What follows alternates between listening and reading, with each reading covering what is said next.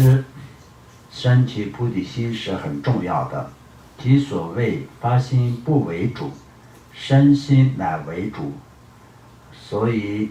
自相续中一定要升起慈悲菩提心。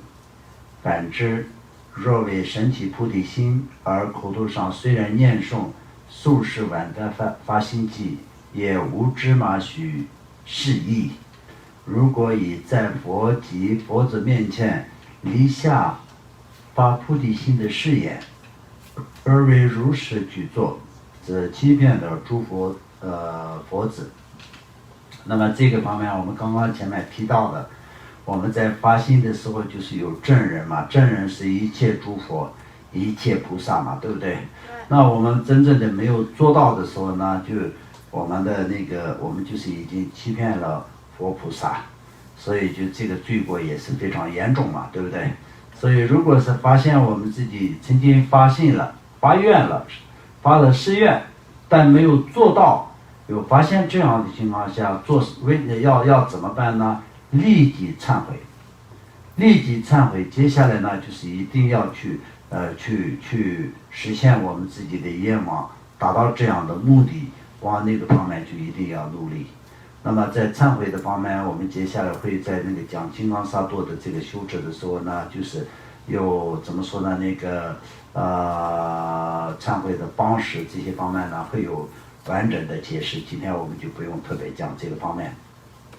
啊。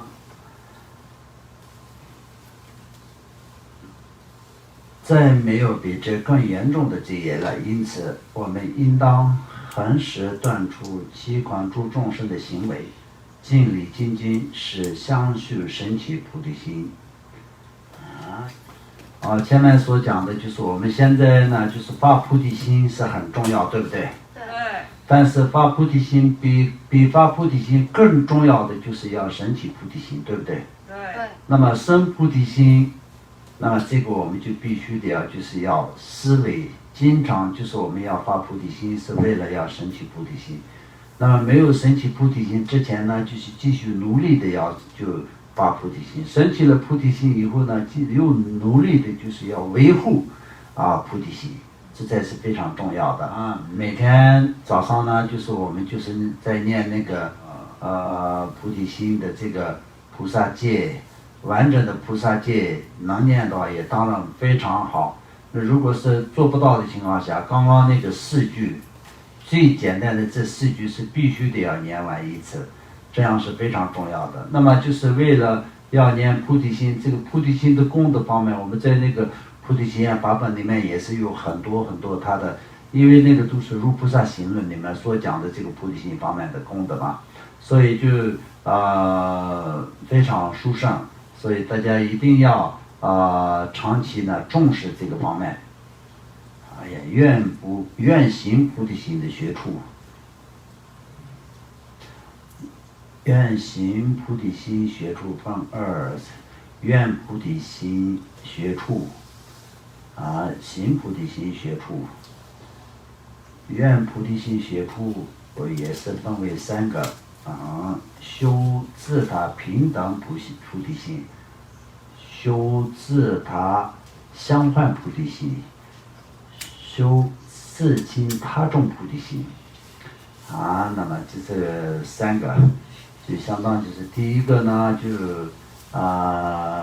愿菩提心跟行菩提心这2个嘛。那就愿菩提心的学处来说的话，也是有3种。第一个呢，就是我们愿菩提修自他平等菩提心，自他平等菩提心。然后呢，就是第2个是修自他相换菩提心。那么第3个呢，就是自亲他众菩提心。那么这3个非常重要。第一个先自他作为平等第一开始就是说自亲他众这个方面就可能有点难，但也是他也可以学习。学习的话，就是前面呢，先我们观想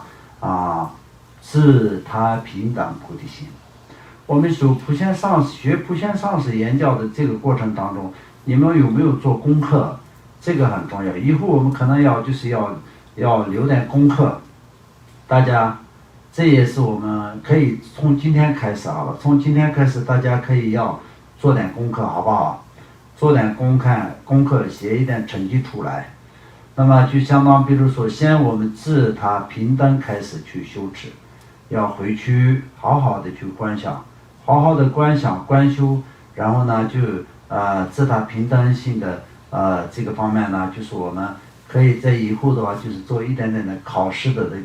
这样的一个过程比较好，因为我们以前这就是一个修持本身来说的这个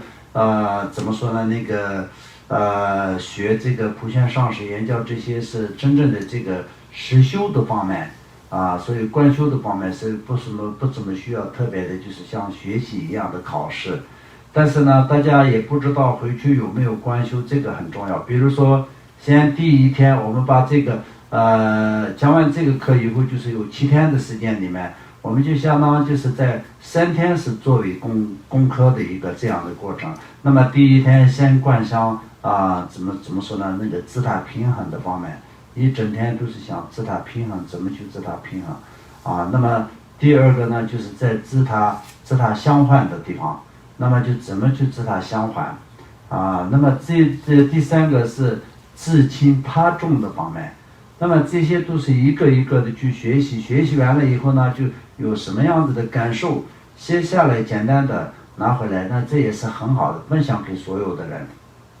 那么做一点点的考试的方面是怎么考试呢？我们就先不要就一个一个全部的人考试，有的时候就我们把所有的名字里面挑出一个名字，就所有的师兄里面今天挑出来一个师兄的名字，然后就是作为这个考试。平常在佛学院里面讲课的时候也是有这种做法，所以不知道哪一天会轮到我，但也是有可能会轮到你，有可能你这一堂课的整个的过程当中都有轮不到你的时候，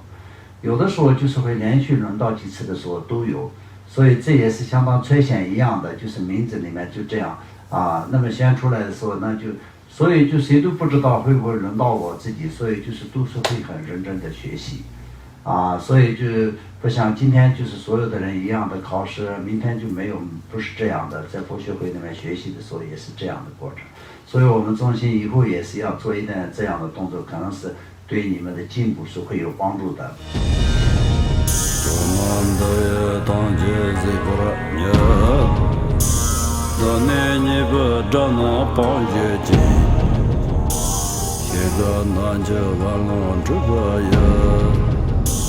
自本作人着康中